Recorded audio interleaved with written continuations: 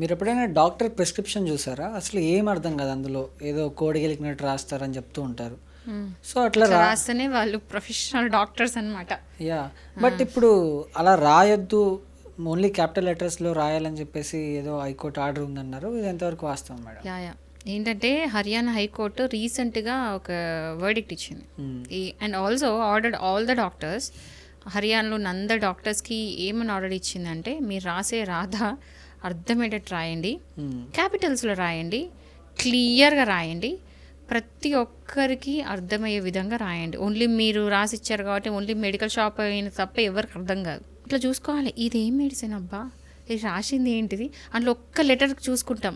First letter K అనుకో, కే అనేది ఏదైనా ఉందా ట్యాబ్లెట్ అని చెప్పి అట్లా రిలేట్ చేసుకొని చూసుకుంటా ఉంటాం. అంత కష్టమవుతుంది మనకి కనిపెట్టడం కూడా.